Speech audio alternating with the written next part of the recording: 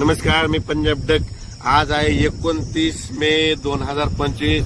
कारण की इतका पाऊस पडायला मग हे बंद कधी होणार आहे? जर राज्यातल्या शेतकऱ्याला सांगू इच्छितो, आज आहे 29 मे 2025। आणखी 30 तारखेपर्यंत राज्यात भाग बदलत पाऊस पडणार आहे।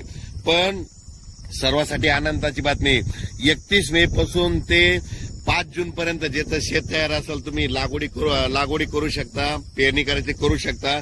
त्याच्यानंतर राज्यामध्ये 7 तारखेपासून परत राज्यात पावसाला सुरुवात होणार आहे।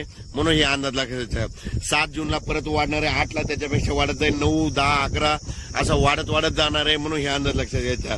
ज्यांचं शेत वापसा असेल तर तुम्ही तुमचं जमिनीची ओल पाहून पेरणी करू शकता। लागवड करायची तर सरकी कापसाची लागवड असेल तर बियाण्याला टोचून लावू शकता। कारण की टोचून लावल्याच्या नंतर जरी पाऊस नाही पडला तर ती सरकी उगवते, कापूस निघतो, म्हणून हे लक्षात येतात।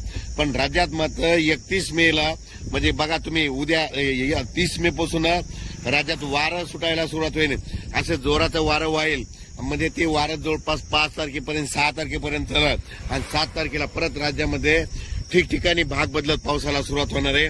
म्हणून हा अंदाज लक्षात येतात। सांगायचं झालं तर तो पाऊस पूर्व विदर्भ, पश्चिम विदर्भ, मराठवाडा, पश्चिम महाराष्ट्र या ठिकाणी जरा जास्त प्रमाणात आहे, म्हणून हे अंदाज लक्षात येतात। उत्तर महाराष्ट्रात देखील पाऊस राहणार आहे, म्हणून हे देखील लक्षात येतात।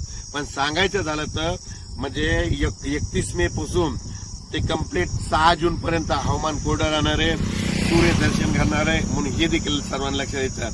अचानक वातावरण बदल झाला तर लगेच उद्या एक मेसेज दिला जाईल। पण राज्यात मात्र 31 मे पासून ते 6 जून पर्यंत हवामान कोरडं राहणार आहे, म्हणून हा अंदाज लक्षात घ्यायचा।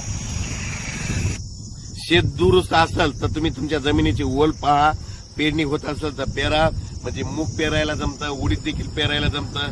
मूग पेरल्यानंतर उगवतं, उडीद निघतो। फक्त सोयाबीन पेरल्याच्या नंतर काय होतं, त्याला एखादा शिक्का पाऊस लागतो। आणि कापूस लागवड करायची असली तर काय करा, असं टोचून बी लावा।